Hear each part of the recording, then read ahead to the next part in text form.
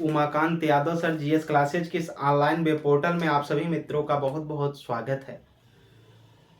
आज हम आधुनिक भारत के इतिहास में बात करने वाले हैं 19वीं शताब्दी में जो सामाजिक एवं धार्मिक आंदोलन चला उनके विषय में। हम लोगों ने पिछले सेशन में हिंदू धर्म से संबंधित जो महत्वपूर्ण आंदोलन चले सामाजिक एवं धार्मिक उनको देखा।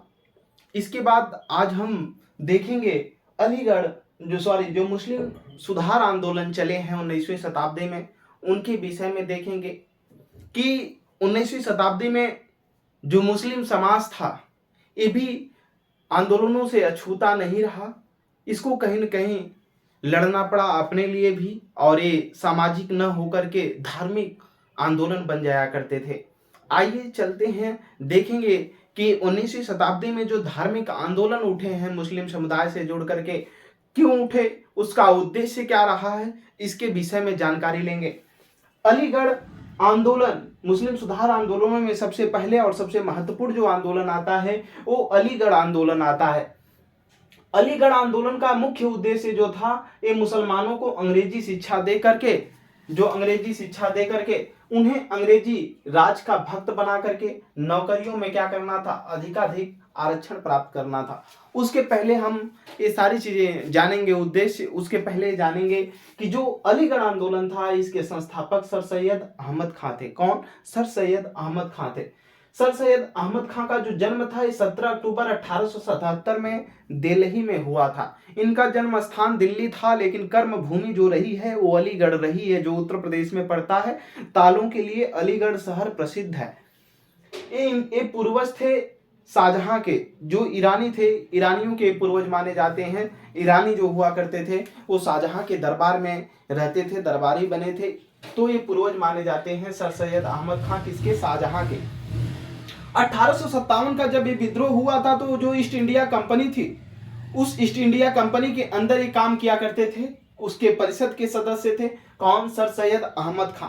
तो अब ईस्ट इंडिया कंपनी के परिषद के अगर सदस्य हैं तो अब जाहिर सी बात है कि उस कंपनी के अगर सदस्य हैं तो अंग्रेजों के राजभक्त होंगे, उनकी बातों को मानेंगे, उनका विरोध नहीं कर सकते क्योंकि उनके वेतन ले रहे हैं, इसलिए राजभक्त थे। तो इन्होंने 1857 के समय जब एक विद्रोह हुआ था, हमने भारतीय स्वतंत्रता संग्राम देखा प्रथम, तो उसमें इन्होंने एक बुक लिखी थी, असबाब ए बगावत ए हिंद नामक इन्होंने एक पुस्तक लिखा था।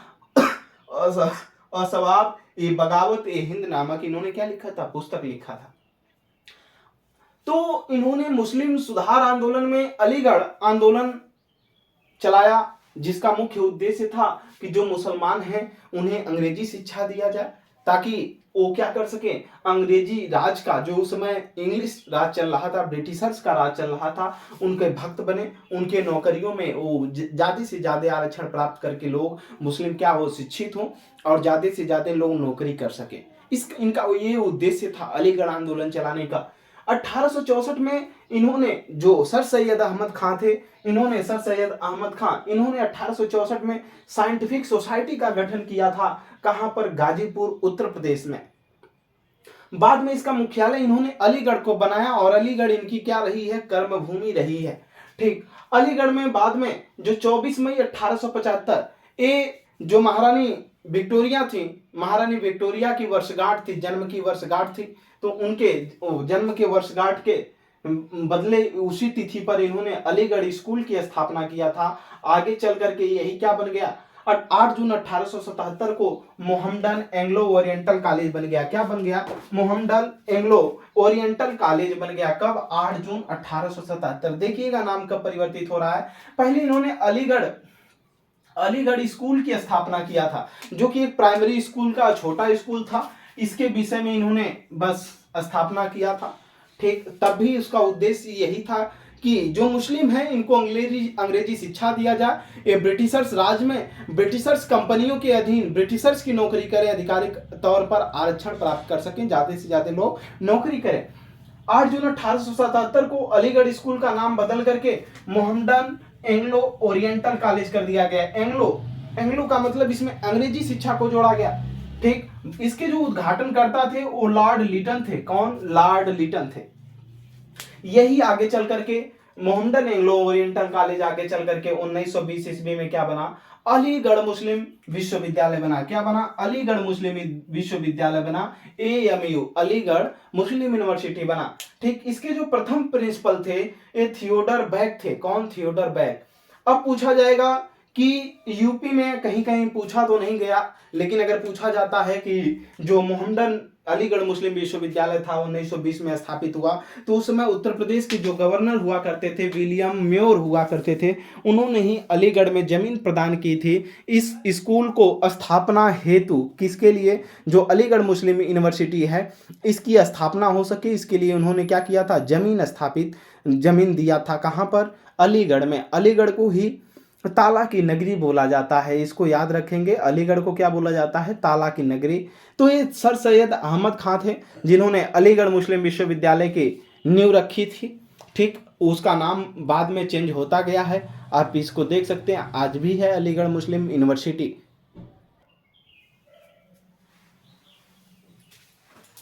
तो दोस्तों हम लोग अब अगले आंदोलन की तरफ बढ़ेंगे, जो मुस्लिम सुधार आंदोलन आगे की तरफ चले हैं। अलीगढ़ आंदोलन के बाद देखेंगे मुस्लिम सुधार आंदोलन में फिर अहमदिया आंदोलन भी बहुत महत्वपूर्ण है मुस्लिम आंदोलनों में, जिसके संस्थापक जो माने जाते हैं वो माने जाते हैं मिर्जा गुलाम अहमद जिसके संस्थापक थे, किसके, अहमदिया आंदोलन की, जिसकी स्थापना का जो समय है 1889 में इन्होंने किया था। और जिसका उद्देश्य था, जो अहमदिया आंदोलन है इसका जो मुख्य उद्देश्य क्या था, उद्देश्य नीचे लिखा गया है, देखिएगा। अहमदिया आंदोलन का मुख्य उद्देश्य था कि भारत में जो शुद्ध इस्लाम की स्थापना एवं उसका प्रचार करना, यानी ये इस्लाम धर्म के प्रचार से ही, हमने बताया कि ये सामाजिक न होकर के धार्मिक ही बने हैं। जितने भी मुस्लिम आंदोलन चले हैं उनका धार्मिक से ही संबंध रहा है, सामाजिक नहीं थे। ठीक, तो ये भारत में शुद्ध इस्लाम की स्थापना एवं उसका प्रचार प्रसारक था।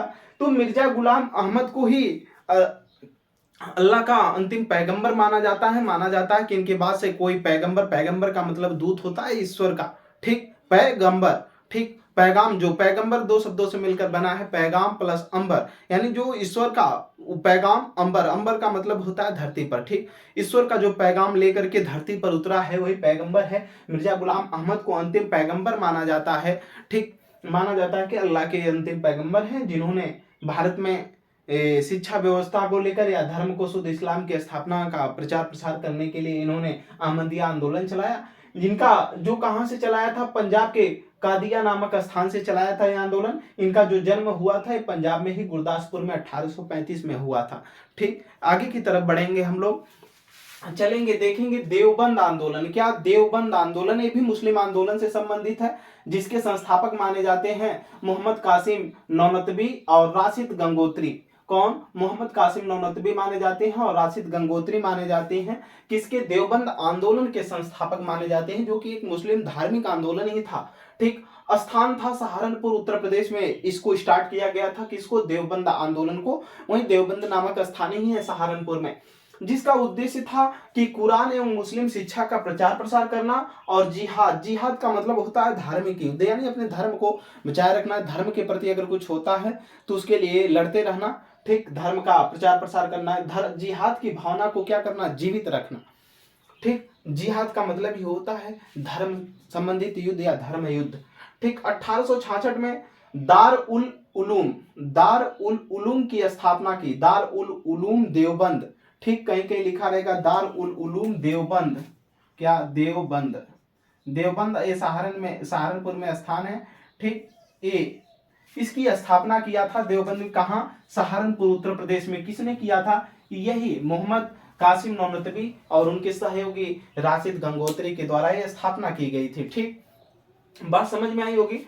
और इसके पहले के अलीगढ़ जो आंदोलन था, या उसके पहले जितने भी आंदोलन चले हैं, कि अधिकतर जो मुस्लिम आंदोलनों में अलीगढ़ आंदोलन रहा है सबसे पहले, और फिर अहमदिया आंदोलन जो रहा है, एक कांग्रेस की जो स्थापना हुई 1825 में उसके विरोधी ही रहे हैं। लेकिन देवबंद आंदोलन एक ऐसा आंदोलन था जिन्होंने दार उल उलूम देवबंद की स्थापना की, ये भी आंदोलन ही है। ठीक, कहाँ, सहारनपुर उत्तर प्रदेश में स्थान है, वहीं पर इन्होंने मस्जिद भी है, और वहीं से इस आंदोलन की भी तरीके से स्थापना की गई थी, और वहां से आंदोलन पे प्रेरित हुआ। कौन, देवबंद आंदोलन। ठीक। और इन्होंने 1885 में जब कांग्रेस की स्थापना हुई तो कांग्रेस की स्थापना का यानी कांग्रेस का इन्होंने स्वागत किया था। ठीक, ये सहयोग करने के लिए स्वागत किया था। आगे की तरफ और भी जो महत्वपूर्ण आंदोलन है मुस्लिम, उसको हम देखेंगे। ठीक, तो आता है फरायजी आंदोलन। क्या? फरायजी आंदोलन। फरायजी आंदोलन 1804 ईस्वी में चला।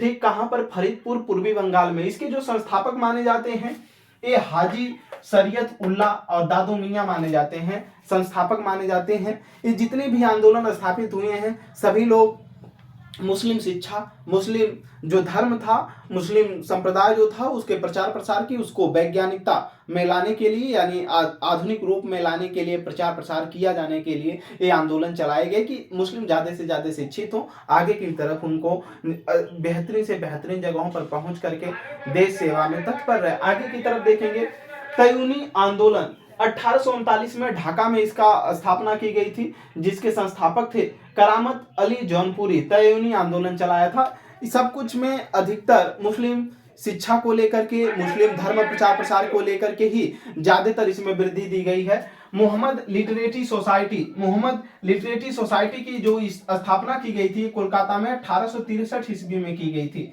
कब? 1863 ईस्वी में मोहम्मद लिटरेरी सोसाइटी की स्थापना की गई थी। कहां पर? कोलकाता में। इसके जो संस्थापक माने जाते हैं अब्दुल लतीफ माने जाते हैं। ठीक, किसके? मोहम्मद लिटरेरी सोसाइटी के। आगे की तरफ चलेंगे हम। इसमें नदवतुल आंदोलन जो चला था ये 1894 से 96 के बीच चला था। कहां से? लखनऊ में। संस्थापक थे मोहम्मद शिबली नोमानी। ठीक, आगे की तरफ से इतने जो महत्वपूर्ण आंदोलन रहे मुस्लिम सुधार आंदोलन से के तहत हमने उसको देखा। मेहनत से पढ़ते रहिए, कहीं कोई दिक्कत परेशानी होती है कमेंट सेक्शन में बताएं। आगे हम लोग अब अन्य धर्मों के बारे में जो आंदोलन चले हैं उनको देखेंगे, फिर किसान आंदोलन को देखेंगे, निम्न जातियों के द्वारा, जनजातियों के द्वारा जो आंदोलन विद्रोह हुए हैं उसको देखा जाएगा, किसानों के द्वारा आंदोलन जो हुए हैं, विद्रोह हुए हैं, उनको देखा जाएगा। आज के लिए इतना ही। ज़्यादा से ज़्यादा हमारे क्लास को शेयर करें, बातें अगर समझ में आई हो तो, क्योंकि इधर के ज्यादा कुछ नहीं पूछा जाएगा आपसे, बस संस्थापक सन पूछे जाते हैं, किस सन में कौन से संस्थापक हुए, ठीक, कहां पर इस आंदोलन की स्थापना की गई थी, ठीक, क्या उद्देश्य था। उद्देश्य के साथ हम हर आंदोलन को पढ़ रहे हैं और उस उद्देश्य को अगर आप जानते रहेंगे तो फिर कोई और क्वेश्चन पैदा हो ही नहीं सकता। ज्यादा से ज्यादा प्रैक्टिस सेट करते रहिए, प्रीवियस ईयर के क्वेश्चनों को देखते रहिए। Umakant Yadav sir GS classes में जुड़ने के लिए आप सभी मित्रों का बहुत बहुत स्वागत है।